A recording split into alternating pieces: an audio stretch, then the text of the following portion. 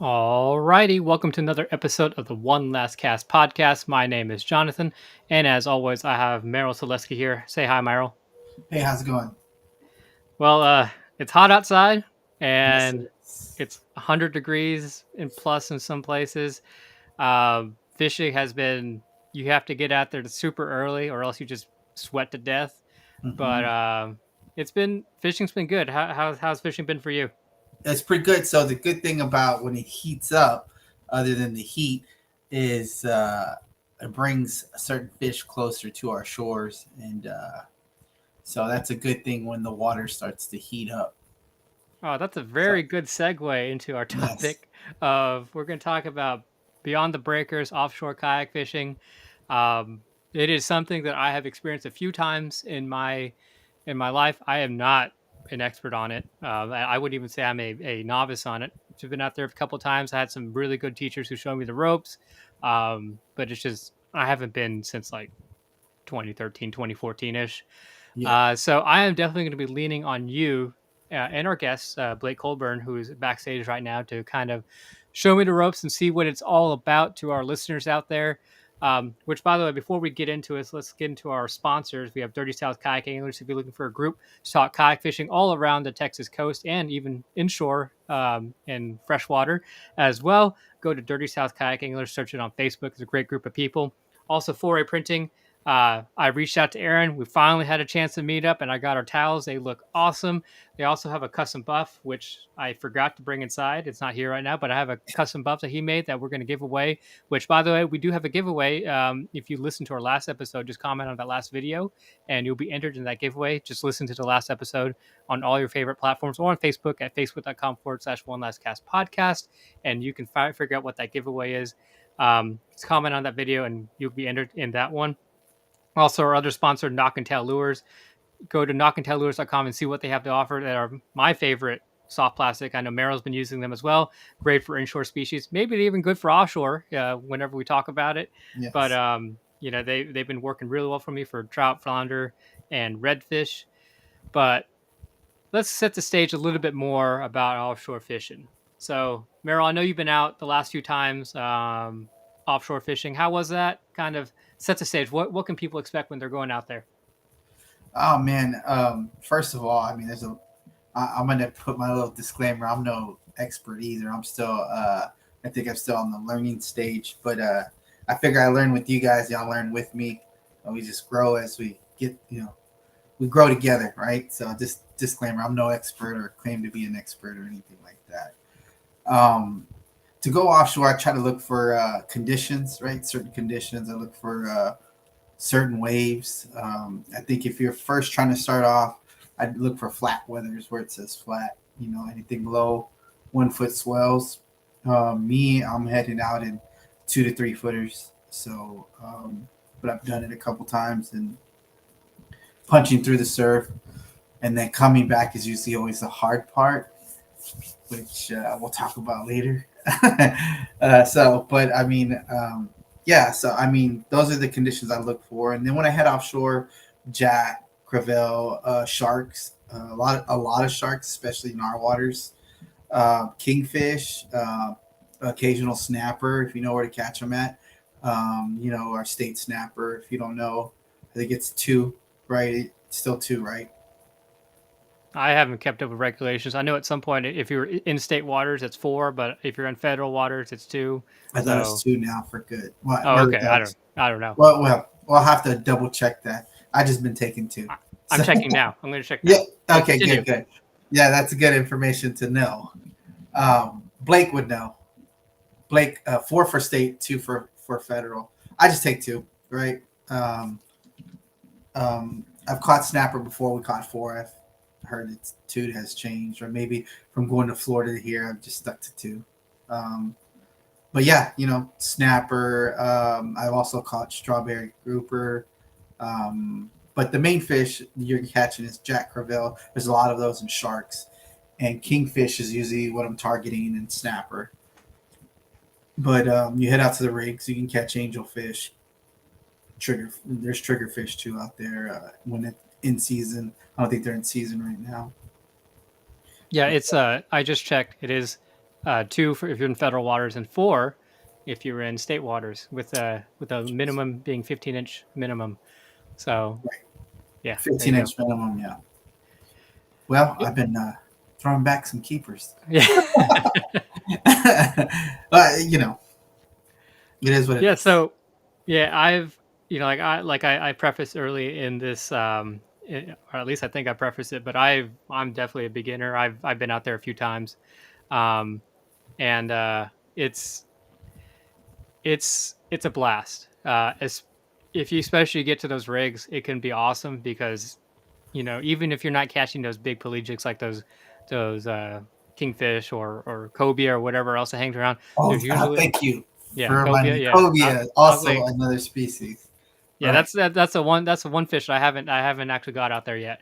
But yeah, you're hitting even if you're not getting those. If you get to a rig, there's usually tons of other fish on the bottom.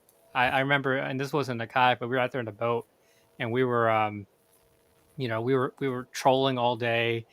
Didn't get any kings. Caught a couple sharks. It's kind of tough, and we went to a rig, and we're just like, let's just see what's down here. We literally did every single drop was like a 40+ inch bull red.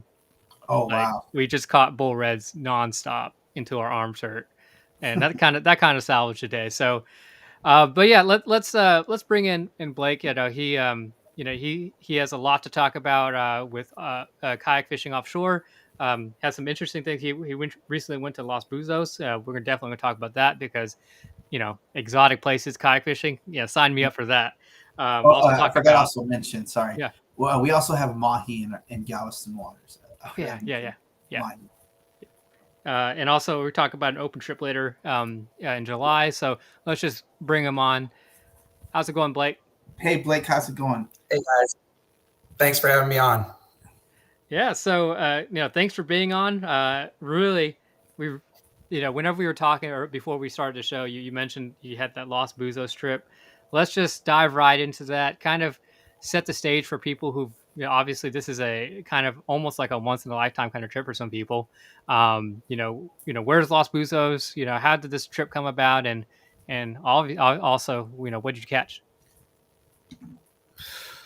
Well, I've been looking over Los Buzos through all the videos. Robert Field obviously pushes out a lot of videos on it, and Adam Fisk, who is known for the 500-pound marlin out there. I've been watching over that for years, and I was driving through Montana hauling some RVs with the company I work for, and it finally just hit me, and I said, you know what? I'm tired of watching on the go mode. So I called and found out the best way to get a hold of those guys is through Facebook. And then had the owner touch with me, found out we could put 10 group together. That's about as max as they can do with kayaking. And within 2 days, I had 10 people go. And we started in September and then talked about it and then got our deposits in. And then after that, we just kept planning. And I'm telling you, we overbought lures and everything and kitchen sink on the trip. And I got a picture, which I'll have to post on Facebook of, I mean, it looks like I've got a store on the table in our rooms we were in, nice house. And I mean, it's just all laid out and there's just so much stuff. And one of the guides walked in, I said, come on over to my place. And I mean, and he says, this is all going to work, but this is way too much. And so he goes, this. He goes, the rest of it, put it away. And so, I mean, it looked like a tackle shop in a house that we were staying in with the group. And man, I'll tell you what, we had a great time. I mean, and y'all said it, the preamble that, there's a lot of fish over there that we don't see over here and some that we do see, but you have to go really far out to get to, which is, you can get into with a panga. Is amazing. They have multiple world records, and they don't distinguish a world record from a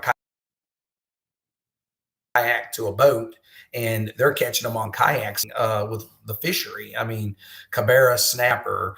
When we say mahi down here, we can find the big mahi, but usually there's a little chicken dolphin there. They're the 30, 40 pounders. I mean, and it's not hard to find those things. Rooster fish. I mean, they hold the records for those. And matter of fact, the group I was with, I think what they were telling me is out of all the groups they've had there, we ended up, they called us Team Texas because everybody from Texas, obviously. And we, the group, if I remember correctly, and I think that number was at 23. So we hammered out some pretty good fish down there.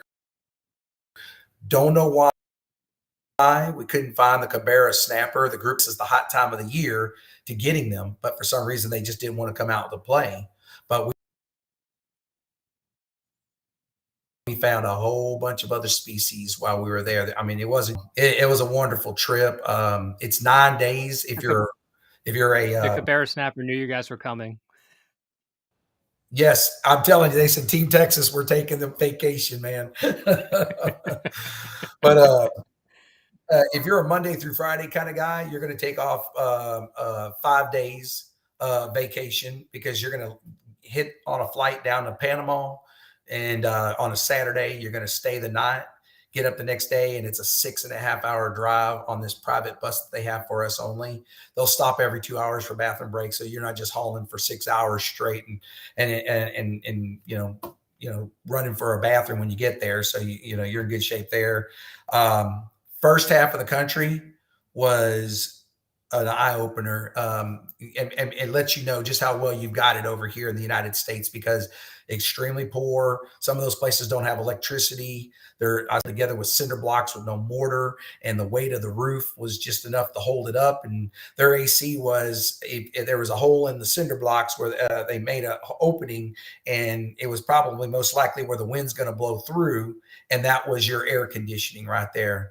Some of those places did have window units, or they might have had electricity and just used fans. But people out there wash their clothes, out in some water and clothes dry them. Where we were staying at, I saw this lady right next to where we were staying at when we got to Los Buzos, and her little daughter, she was bathing in a little kiddie pool. And then afterwards, they used the water to wash their clothes, and then they hung them up to dry. And I was like, wow, I mean, it's a very poor area. And so it gives you a whole new appreciation for what we have over here. Accommodations where we stayed at, I mean, they were nice. I mean, we do have air conditioning where we're at, and you have showers and stuff. And I think one of them had an issue, no hot water a couple of days, but they got that rectified, I believe. Sure. But honestly, I took all cold showers after 10 hours of being on the water each day and being out in the heat out there. I mean, I welcomed a cold shower and stuff. So I didn't mind it a bit, but we had hot water. So, but you're going to get there on Sunday. They're going to go through a meeting. These guys are amazing. Let me tell you, the guides over there, the Panamanians, all of them, the cooking staff, they work their butts off. And I mean, they're up well before you wake up. I mean, and they're up well after you go to sleep, just getting things prepared. The food's amazing. I mean, when we got there, got off, we were like trying to get our luggage out. And they're like, no, go sit down. We'll take care of that. And every time you felt like it was just something you would automatically do, they're like, no, all they want you to do is sleep, wake up and eat food, get in your kayaks and go fish, go back to bed and do it all over again. And they want you to just, you came here to do this, and that's all we want you to do. And it was amazing. But we got there, we had snacks waiting for us, smoked smoked tuna and chips and all this other stuff and different types of, ceviche or something or another. And it was just so much. And I'm not one to get out of habit of eating what I like and stuff. So there was a lot of stuff I'd never tasted before. And I thought, well, here we go. Amazing. Yeah, I mean, you're here. Yeah, it was fantastic and stuff. The water down there at Los Buzos, you can drink it. It's spring fed. It's not like what I've heard in Mexico where you don't drink the water, you'll get sick kind of thing. I mean, and actually that is the best tasting water I've ever had. It's better than any bottled water I've ever had. It is truly amazing. But they run you through a safety course. They of different things they talk about for the ones that have never baited live bait hooks with circle hooks and stuff, how to do it when you get a live bait out there on the water. After running for a few more things, they bring you up. We start eating appetizers, main course, and then dessert afterwards. All the free beer you want when you get there. I mean, in Robert's video on losbuzos.com, you'll see in there they got beer. I mean, you will not drink them out, man. They've got more than an ample supply. So the bar, they'll run a tab on you, but the beer is unlimited. Water, tea, Gatorade, all that kind of stuff. It is there at all times for you. I bought some snacks kind of now. I'm going back in August. I will not be buying snacks. There's more than enough food over there to take care of you out there. Next day, you're fishing Monday, Tuesday, Wednesday, Thursday, Friday, with options of taking a panga out on the water. And for people that don't know what that is, it's a type of boat with a motor on it. It's very long. And, when you take, you can either do like a panga trip where you don't get on the kayaks and they just run you out looking for the tuna and stuff. And they're sight casting with poppers out there, big bull poppers and stuff, and just bringing up monster yellowfin tuna. We had a 50-inch wahoo come up, the mahi. I mean, it was just amazing. We've got some video footage I'll be posting up when I post my report here soon on that. And then, but you can also take, we did on Wednesday, we did a panga trip to a place called San Patricio, which Robert Fields talks about. And it's a very rare, remote area that no one hardly goes to, if at all. So it doesn't get pressured. And so when you get out there, you're the only ones out there. And the fish are there. I mean, it's beautiful. I mean, if you look at on Facebook on all the different people that went, you'll see like a group photo where we were all lined up in line with the kayaks, and then the background was the land. That was San Patricio. And it is a beautiful place. It takes about an hour and 15 minutes from once we launch to get over there. Then to launch the kayaks, you try to help them. They don't want you to. That's their job. They want you to have a good time on the water. Let them put it in the water. They'll get you set up. You're on your way. You're off to fishing. You get out there, they provide you. You can bring your own stuff, like your rod and reel. It's going to cost you more to bring it on the plane. So you might as well just go ahead and do the rod and reel rentals and stuff. And that's what everybody did here. And that's what I've always been told everybody did. And I brought one of my own reels just because I like the Siegler reels, and I wanted to try it out down there. And so it caught on my the job just fine. And I mean, there, it's a nominal fee for what you're getting. I mean, they give you a bait rod, a casting rod, and then a heavy duty bait casting rod for trolling for those big and if you hooked up into like a marlin or sailfish or something big like that, or even a monster hammerhead or something, those big rods are made for that and stuff. Heck, we've even up on the bait rods, which are basically like equivalent to an inshore redfish rod or a trout rod, and that's 25 brown braid, and next thing you know, they're hooking up to a rooster. And you have to be careful. You're going to break off your line. They're going to spool you, or they'll break your rod. I had one break my rod, and word to the wise: be sure you get the rod. The gear rental.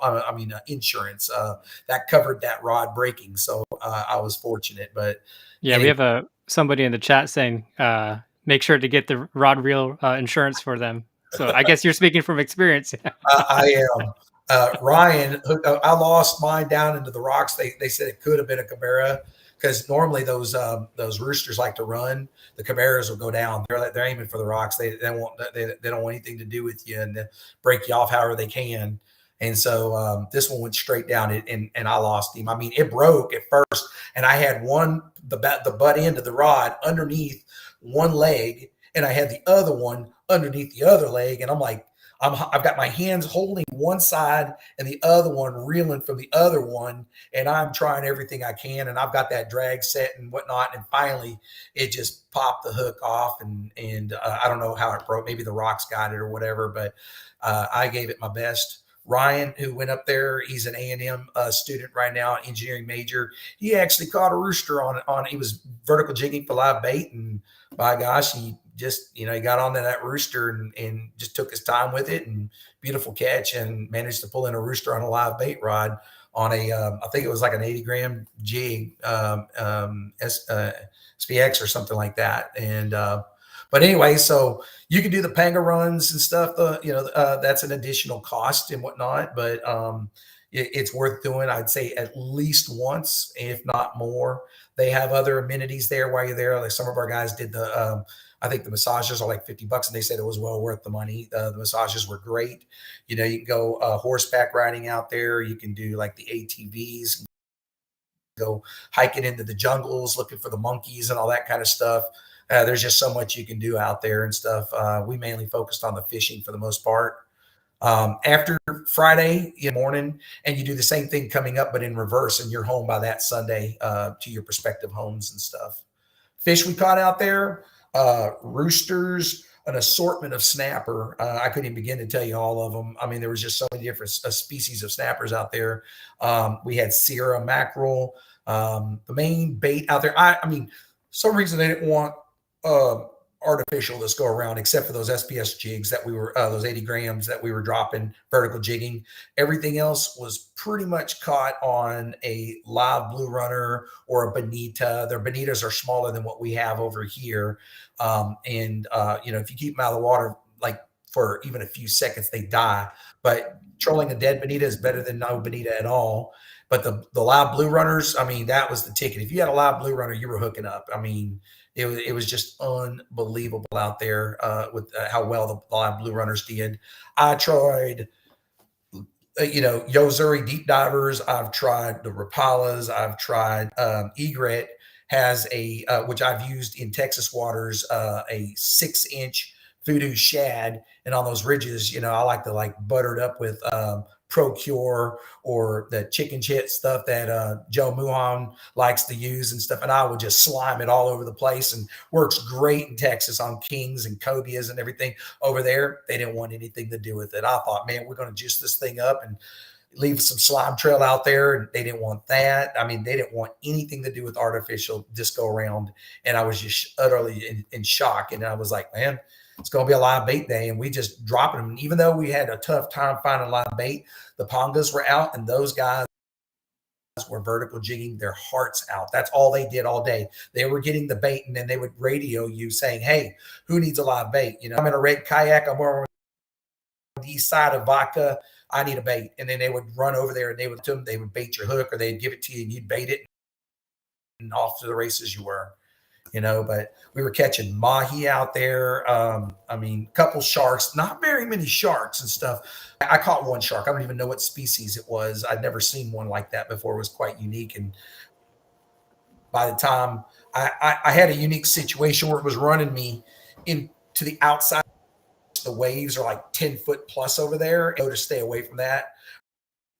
When the tide hits that certain point, and that shark was running right towards it. And I called the panga over as a safety precaution, but he finally gave out, and I got him up and got him out. But it was a unique looking shark and stuff. And I mean, kind of like a shark, but with a group or a gag grouper looking design on it. And I was like, I don't even know what that is, but it's pretty cool looking. But anyways, took care of you when you got there, from the minute you got on to the minute you left. The hotel accommodations were outstanding. Panama City, very interesting. I mean, oh man. I mean, the city is like at least 5 times larger than Houston, Texas, downtown Houston. And I'm guessing, there's a lot of night activity, negative night activity. If you will. We walked as groups and stuff, and went to go check it out for a short period of time, and then went to some unique places to eat and whatnot when we first got there and right before we left. But beautiful area. I mean, interesting city. Some areas not so pretty, others pretty cool. Hey, we got your buddy Justin Brenham that went with you guys on here too. So he said somebody caught a 400-pound, or had 400 pounds of yellowfin tuna. What was that about? That was ridiculous, man. I think that was the day we went to San Patricio, and then 3 of them decided they weren't going to kayak, that they were going to go out on a panga trip and just go looking for, and the tuna are usually gone, but since it's gone into the rainy season, they were kind of lingering behind. And all of a sudden, they got into these bait balls and just started tossing stuff in there. And they were just hammering yellowfin tuna, the big ones and stuff. And it was just, when we got back to shore and we saw the cooler, we were like, oh, we're going to eat good tonight. I mean, but what I really like is whatever you don't eat, the food does not go to waste. They give it to the villagers because they're poor nation and poor area. And so people don't go hungry over there. They really kind of take care of the villagers and stuff because the villagers take care of them. So I thought that was neat, and thumbs up to Morris for doing such an awesome thing for the town and stuff. But yeah, they loaded up on tuna that day. That was amazing. Yeah, and I guess I guess one of the questions I had. By the way, generally, you weave such a great story. I didn't want to interrupt you, because and this sounds like an awesome time. But one thing I'm thinking about while you're out there, obviously, whenever for us inshore guys, whenever we have trout, redfish, or flounder, we stringer up our fish or we put them in a cooler. Offshore, you don't really have the option to stringer it. Some of these fish probably don't fit in a cooler. So if you want to keep it, did you just call on the panga and they just took it from you? Yeah, so like in Texas, we run fish Yeah. back, water, big sharks and stuff. Over there, you just you'd say, okay, this is Justin. I'm on the west side of, or when we had certain locations, like we had Rooster City. It was a reef where they caught a lot of roosters. They had another area called Snap One, and they had another area called this, and another area called Elvis. They had them all labeled on the fish finders, and so one of these and stuff. And so if you were on top of Elvis and you had a rooster, you'd say, "Hey, this is Justin, Yellow Kayak. I'm on Elvis, and I'm hooked up to." They were there within seconds. They were videoing. They're taking pictures. They're watching. The whole 9 yards. I mean, they were on top of the beginning to the very end. They safely release the fish if it was a root. They don't keep roosters and they don't keep Cabera snapper. And I think that's just kind of like, it's like over here with largemouth bass, we consider it kind of like a trophy fish. I think roosters are kind of like bonita. They're a little bloody and stuff, and they're not as good to eat. So we don't keep those. We release them. But if it is a fish that is Eddie and all those others, we keep those, and they put them. I mean, there's like 2 or 3 pangas out there at all times. They've all got coolers on their, big monster coolers, and they're equipped to handle any kind of fish to put in there and stuff. I mean, obviously, if it was too big, they could easily, like, there was one time they came back in with a 50-inch wahoo, and they ran it to the panga over here, and where we were at, which is closer to shore, and then they went back out, and then that panga took it back to shore so it didn't die and spoil the meat, and they cut it up and all that stuff back, and immediately came right back out into the water and stuff. So they got a system out there how that works. And the rest of them, they just throw them in coolers and have ice and all that kind of stuff in there. And but yeah, you don't have to worry about keeping it on your boat. They take care of all that for you. They clean it. What's the story behind the Cabera snapper? Because I caught one in Florida on topwater, and that sucker was delicious. I mean, that's some good eating fish. Is there a reason why they don't eat them there? Or? I honestly don't really know. Again, maybe that's just a trophy fish. I do know that, I think, don't quote me on this, but I know they got the rooster record, world record. I think they also have a Cabera record. Maybe they want those things to grow so they can beat their record again. I don't know. I mean, but they just don't keep and stuff. They release them out there, and for catching another day, I suppose. I mean, if you're gonna, if you have options, you have opportunities for tuna and mahi and other stuff. I letting one species of fish go is completely fine. So I don't know. Snapper's pretty delicious, man. That Cabera snapper was really good. We were in no shortage of fish on any day. I mean, there was just so much fish, and like I said, those guys clean the fish. I mean, by the time we're done with our showers, they're already done cleaning the fish, and they're off to doing other things and getting all the rods and the reels and the everything cleaned up. They clean your kayaks. They water it down, get all the dirt off of it and stuff, and get it ready for the next day. And you just leave your stuff there. It's underneath like a little covered area. So if it rains, that's fine. And then next morning, it's right where you left it. you can leave all your stuff out there. I mean, nothing's going to get stolen. I mean, the villagers are they stay to themselves. They don't go in there and break it. I mean, we never lost. So I just if there's theft, I didn't see it and stuff. So that was nice. Not have to lock the doors. Plus, I didn't have a key to the place anyway. So. Yeah, and we were staying right up on the beach. We paid for the upgrade and stayed right on the beach. So every day we got out after showering and stuff, we were all kind of hanging out on the patio, drinking our choice of beverage or whatever, and you could just sit out and watch the ocean. And where we fish,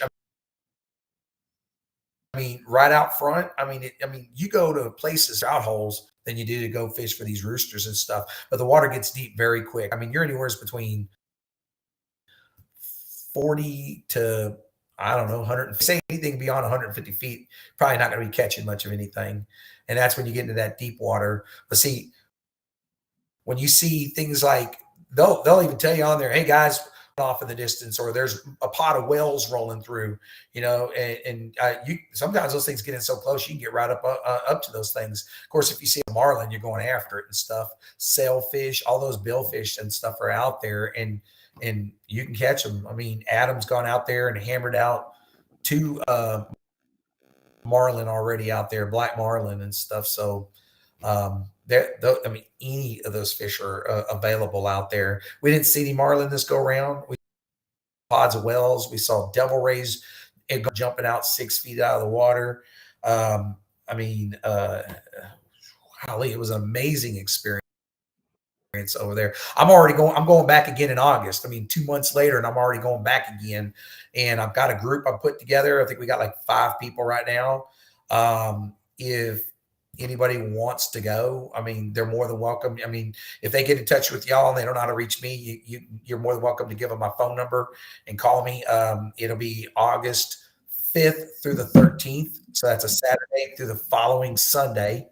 And I'm happy to provide any necessary. We purchased a lot of our tackle in advance, so we didn't have to go and buy it at the last second there. But I'll be honest with you. I mean, we got out there and those 80-gram jigs were working. A lot of us didn't even have those. And we're like, oh, wow.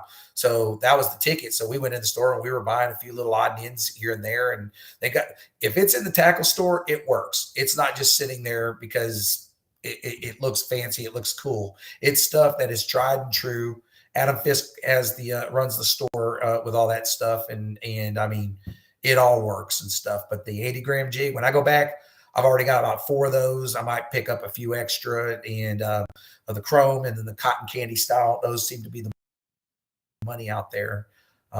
Sabikis with a little 20 to 40-gram jig on the bottom for weight. That was money as well. When the bait's ample, it's off trying to get us bait out there so we can get to fishing and not so much for jigging for bait and stuff. Yeah. Awesome. Yeah. And I know we can, like Merrill said when we were talking ahead of time, like we can talk about this all day. Man, this sounds like an awesome trip. And of course, if you want to get in on a trip, you know, getting with this group here, just reach out to us and we'll get you in touch with Blake here. And also just kind of our mid-show reminder, we are live. If you want to join us, you can ask questions. Just watch us live. Go to facebook.com/One Last Cast podcast. For us on YouTube. I think we're on Twitch. I think it should be working. Not 100%. But anyways.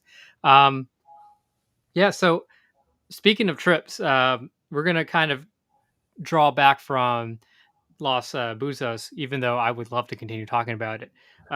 It sounds like you do have an open trip closer to home in Corpus coming up. Let's talk about that. July 15th at Bob Hall in Corpus. What's that about? Yeah, so I put that trip together. I'm going to throw a number out. I could be off a year or 2 or whatever, but 12, 13 years now.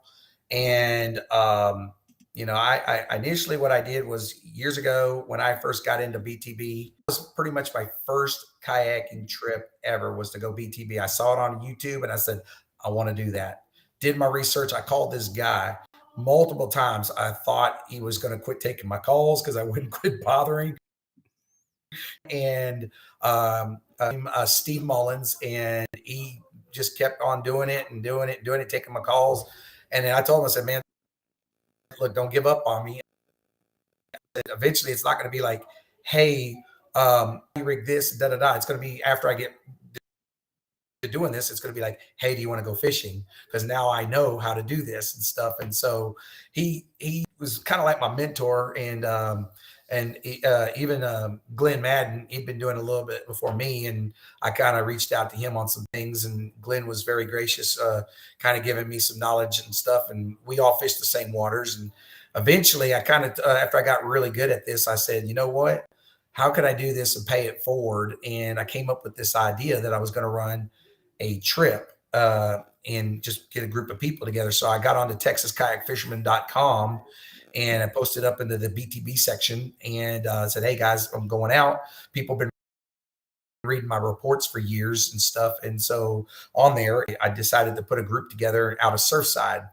Well, we had 34 people show up and we went out to the 5 Mile rig, and it was beautiful glass calm that day, which rarely ever happens, but when it does, you jump all over that.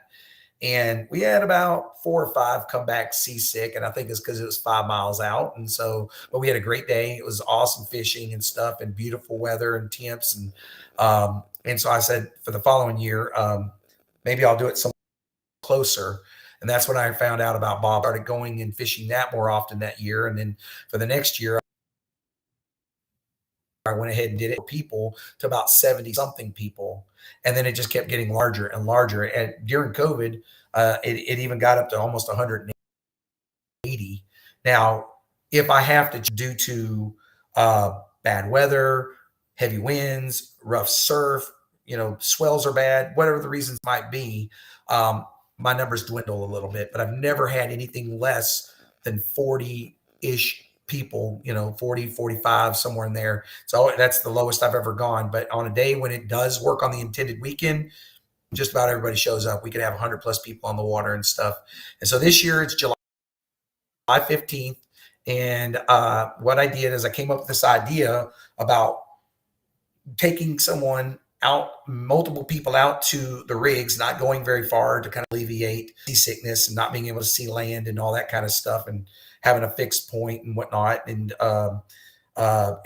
giving them a little bit more security, knowing that there's more people out on the water. Do that, just not just throwing a bunch of people out there. And so we got all walks of life coming out there. We got beginners, intermediates, and advanced, and then we pair up one inexperienced person to one experienced person, and that's basically your guide for the day. There's no cost.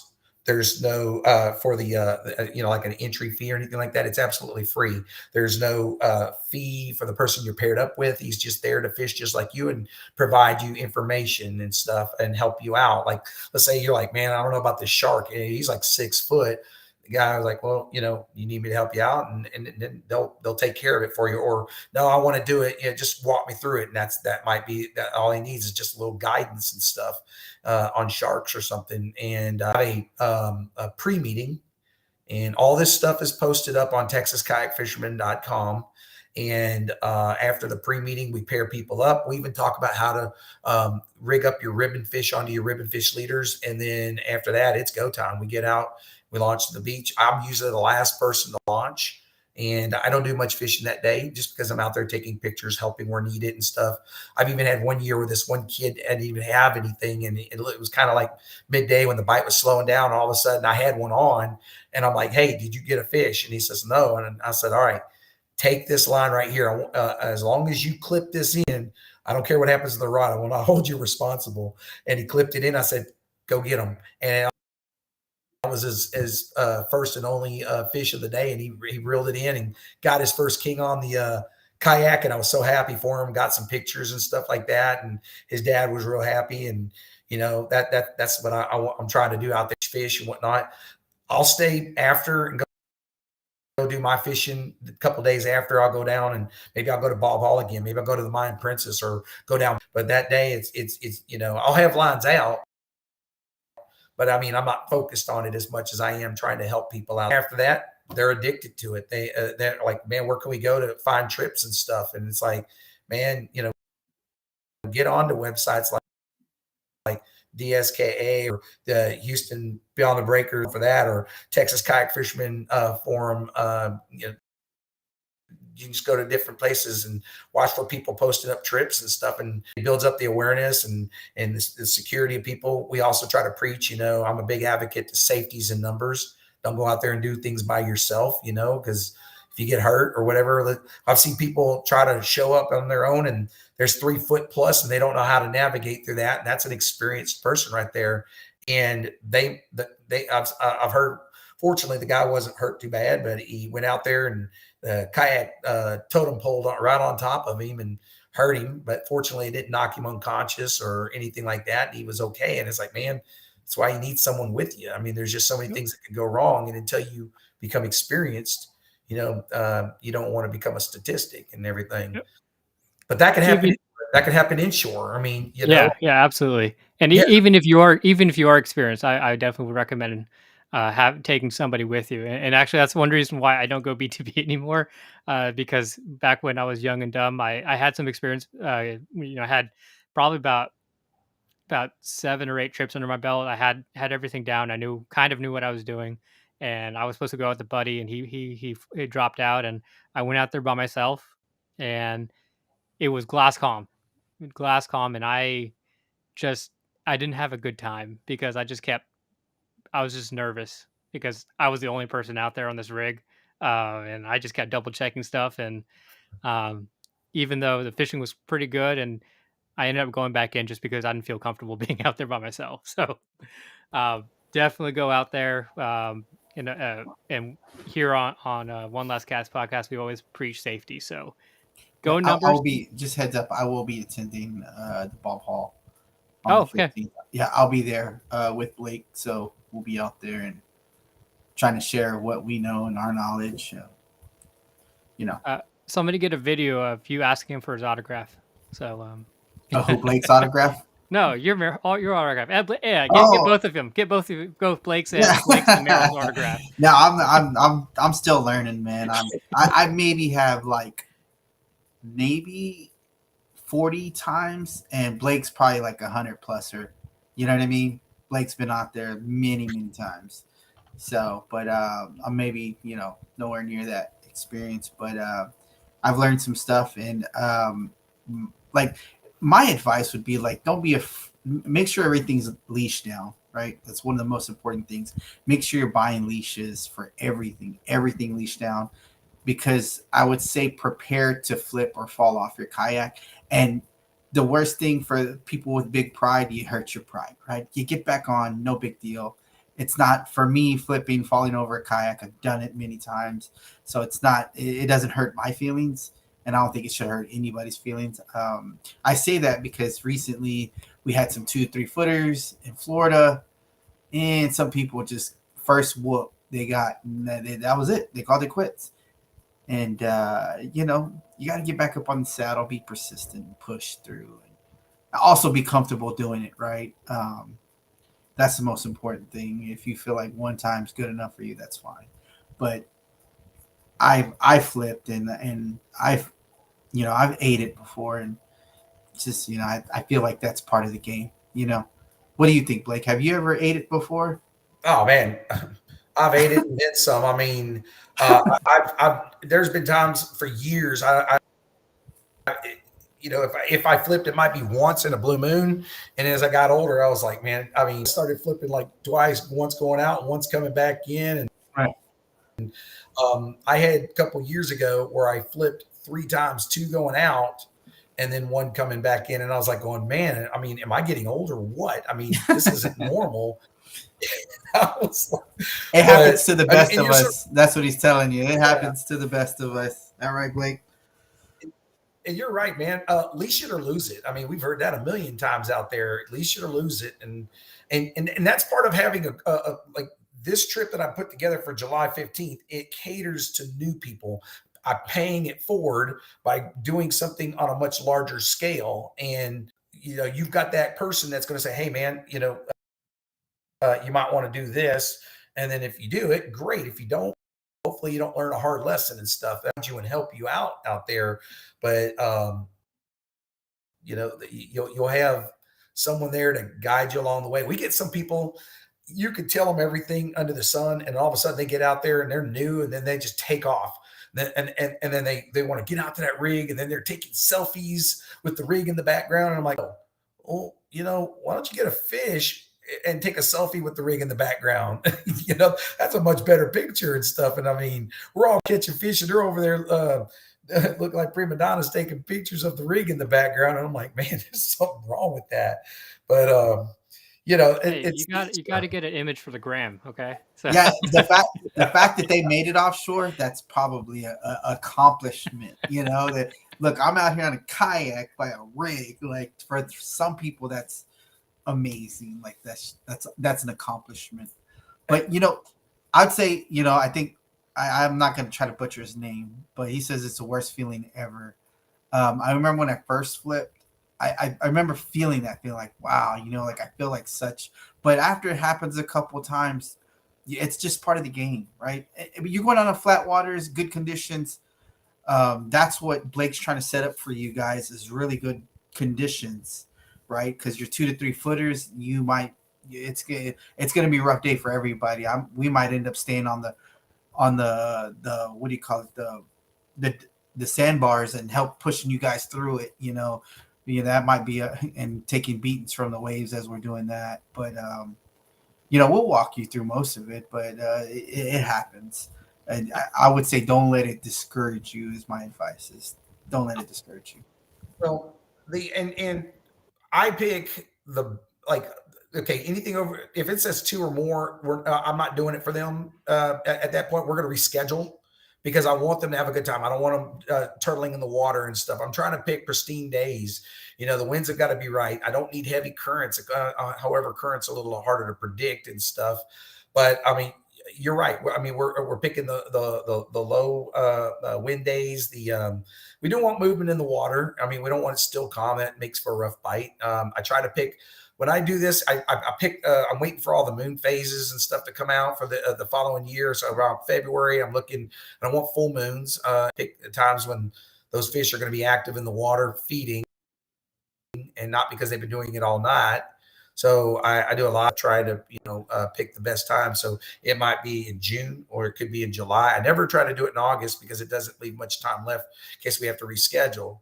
But if I do reschedule, I'll keep moving it out each day until I find that perfect date. So we might not get that perfect weekend time. And if your job does not have the flexibility of taking off, you might not be able to make it. But that doesn't mean you can't go and do it. You just might have to find a group that's going to be going out there that doesn't mind you coming. But if you want the large group, you got to be a little flexible because Mother Nature's in control, not us. I did notice up here that someone was talking about the best kayaks for BTB. And boy, that's a loaded question. There's a lot of good ones out there and stuff. And Merriel. Oh, Merriel, it sounds like you're a little bit muted. I said you already know my comment. I think that's no headed. But I mean, honestly, it's whatever you're comfortable with. There's a lot of variables, right? If you are more comfortable in a bigger size kayak, sometimes that can be a disadvantage on windier days and when you're coming back in. I'm gonna go with Blake. That's a really loaded question. You got to find what you're comfortable in.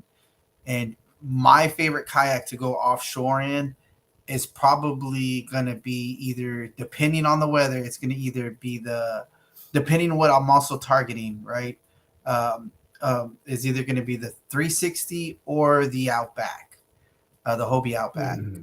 Those are my favorite ones. What about you, Blake? What is your favorite kayak? Well, okay, so if it's not a hay and you can get paddle kayaks out, there's a lot of good ones out there. I mean, I've gone out offshore in a Cobra fishing dive.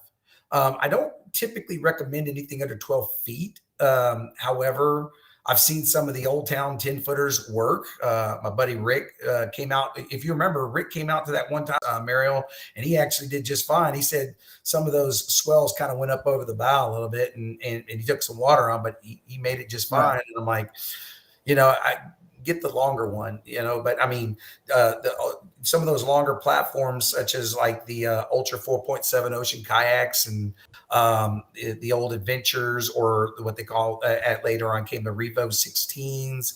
There's the Kraken, the longer versions. Even the shorter one works fine. Viking kayaks are great. Stealths are great. All those paddle kayaks are wonderful and can just peel through the surf. Pedal kayaks, I mean, you were talking about the winds and stuff like that. I love Hobie. Okay, I mean, they're not the only ones out there, but I mean, Old Town's got the PDLs are good platforms, amazing. But if you got a big and you got, might not be great to take that PA 14 or PA 12. You might want something more like an Outback, or maybe even a Revo 13, the old Revo 16 or something like that. Those are good. The Radar. Team Revo right here. Team Revo. So. Team Revo. I mean, as far as Hobie's concerned, the Outback, I feel like, is the most diversified kayak in its arsenal. It can just do everything, whether it's in shallows and flats to lakes to rivers to whatever. I mean, you can take it fishing in your bathtub. I mean, it does it all, man. I mean, that is an amazing platform. Not because I have not because I used to be on Hobie Pro staff and everything. It's just, it is a good kayak, but it's not the only one out there. There are some really good ones out there. They got Wilderness makes that Radar. It's not bad. I mean, there's just different kayaks out there that can do it. I mean, there's probably some I haven't even named that I'm not thinking about right now that can do it and stuff. Yeah, there's a lot of good ones out there. I ate it in a Stealth, actually, and coming in got crushed by a wave. Thought I could ride it in, right? I was trying to lean back on a wave, and a wave just a telephone pole with that Stealth. I will say, with some of the kayaks out that are on the market right now, that especially the newer ones that kind of they're designed for that stability. So they're wider, meaning more material, a little bit heavier. Definitely, if you have a bigger kayak, I would definitely work on how, if you do flip over, especially if you're off, out in the middle of the ocean where you can't touch the bottom, learn how to flip your kayak back over. Or else your kayak is now just a piece of debris floating in the water and not be able to get back. So they have straps. If you can't do it by yourself, they do have straps that you can get to help you flip your wide kayaks back over.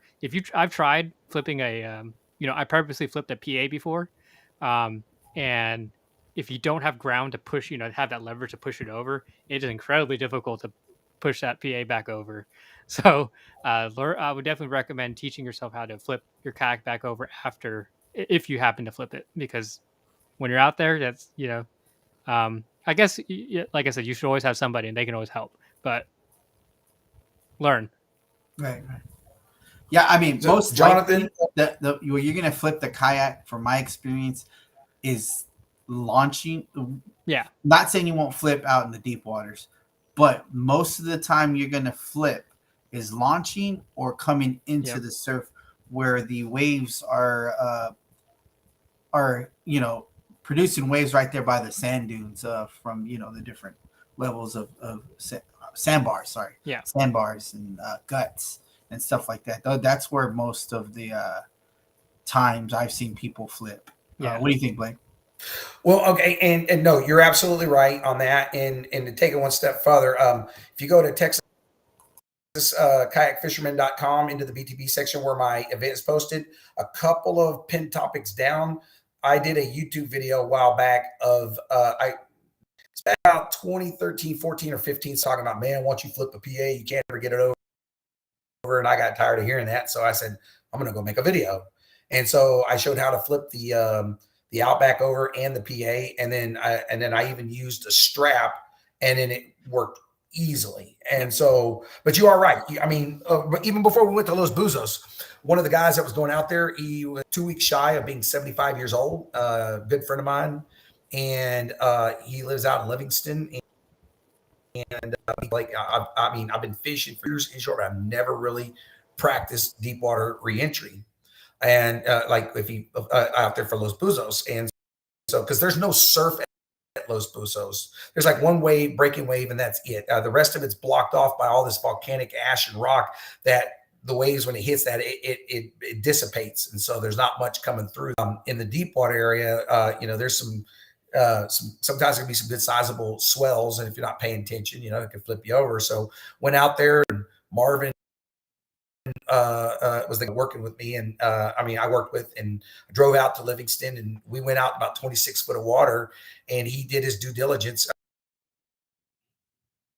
Kudos, because he knew that this was, and he practiced it, and he got back in there and did it and stuff. So, but yes, you're right. That is the dominant area. Most people usually flip is going out through the surf and coming back in.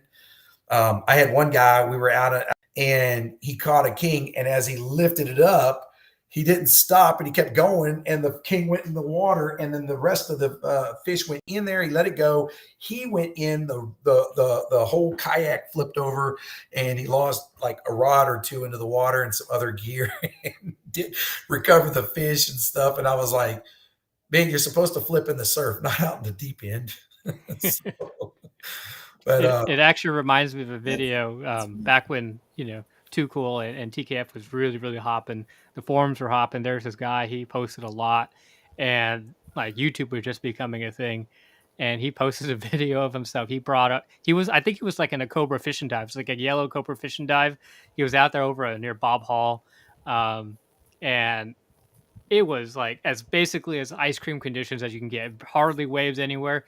He hooks onto a massive cobia, and he gaffs it, pulls it up, and you see him holding it, and all of a sudden everything just goes upside down. He just tips over, and it's still recording upside down as he's underwater, and you can see all of his gears floating going to the bottom, and he's trying to get everything back up. He's holding onto the gaff, and the fish is just flat, splashing everywhere. Really, really entertaining. But yeah, for me, it's like it's not a matter of if, it's a matter of when you'll flip. If you kayak enough, you're going to flip at some point. So learn how to flip it back over. Yes. Yep. Oh, all right. So, man, we didn't even get to talk about really, like, I wanted to talk more about gear, prepping, stuff that I learned. And we might have to have a part 2 of this, because I wanted to talk more about like stuff you need, stuff to look for, how to adjust. I think Joshua was on here. We had to adjust. We were catching fish that we didn't want, and we had to adjust, right? How do we adjust on the water? Change water columns, change lures, stuff like that, But that'll be another segment. Safety also, good point. Yeah. Safety is probably the main. We always don't have enough time. An hour sounds like a long time, but it's never long enough. So actually, yeah, let's Merriel, let's plan that. How about our next episode? We just talk about offshore fishing again, go into some of the gearing up and all those things that we just talked about, because that is definitely, I need to change up our episode description, because we didn't talk about any of that stuff. No worries. And then are we picking a winner today or next one, or what? Well, I will post on our Facebook page at the end of June, so in a couple days. If for those of you listening on podcast land, I will be uploading this probably within by tomorrow, and so you will still have an opportunity to sign up for that giveaway. Again, just go to our previous episode 36, I believe, where we talked with, oh my gosh, I forgot his name. Kyle. Daniel. Oh, we talked to Daniel, but the lures are from Kyle. Correct. The lures are from Kyle. I talked to Daniel. Daniel Hayes from Jackson. Go comment on that video. It's on facebook.com/one last cast podcast. And that way you'll be entered, and I'll pick a random person from there at the end of this month. We're coming to the end of our program. Thanks again, Blake, for joining us. We definitely enjoyed your trip from Los Buzos. You made it sound like we were actually there. If you're interested in joining Blake in an upcoming trip in August, reach out to us or reach out to Blake, and if you we can get you in touch with him if need be. And it sounds like an awesome trip. Like, again, I was saying, like a trip of a lifetime. Details are we posted the website for if you want to know details like cost and all that other stuff. It's posted. Jonathan posted, so you can get that information as well. Yep. In the chat, I did post up some of the information. The open trip in July 15th, I posted a link in our chat as well at TexasKayakFisherman.org. Just go to kayakfisherman.com, go to BTP section. You can find it there. It is July 15th in Corpus Christi, going out towards the Bob Paul Pier.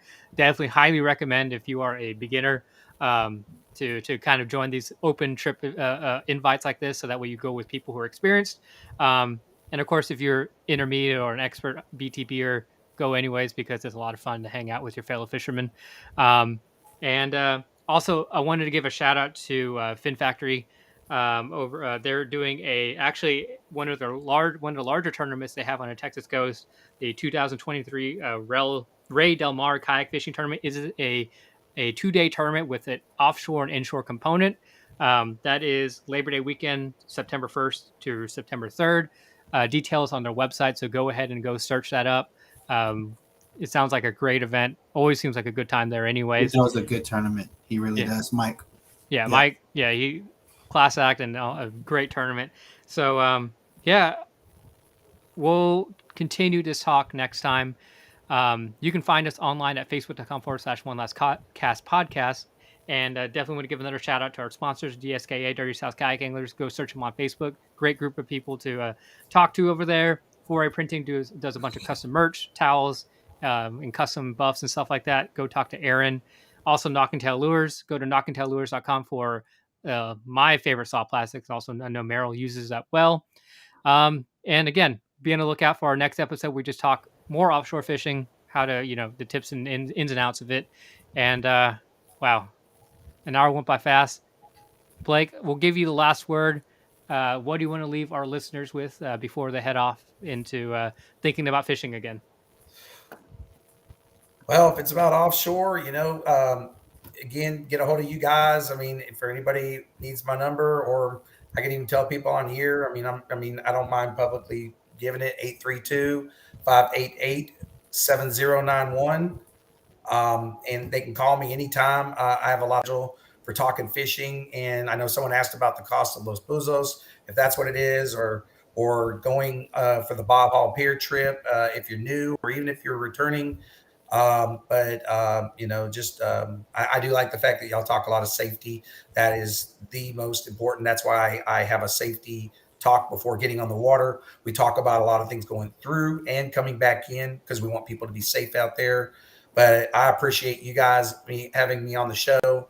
When Merriel asked me the other day, I was super excited and everything. And, if y'all want to do another segment and want me to come back, I'd be pleased and would love to do it. And I'm just grateful that you guys asked me to come on. Yeah. And my pleasure. Yeah. And I know I said I'll give you the last word, but I do want to say that it is a pleasure talking to you. I want to kind of to leave everybody with a kind of interesting story. I was out in my garage working on my kayak, actually just replacing the transducer to my low rants. And Blake called me, and I don't even know how he got my number. He called me, and I'm like, who the heck is calling me? And he's just in his truck driving. He's driving somewhere. I could hear he was driving, and we ended up just talking fishing while I'm just like underneath my kayak, just replacing my transducer. We talked for like 45 minutes. I didn't even realize it's 45 minutes. I ended up finding myself, I'm laying and looking up at my kayak, and I'm just sitting there talking. And it was such a good time talking to him. He has interesting stories. We're talking about, potentially like going to one of the mouths that lead into the Gulf, and finding one of those rips and fishing for trout and stuff like that. But yeah, thanks again for joining us. And we will definitely see you in the future. Y'all guys have a good one. Take care. Tight lines. Take care, guys.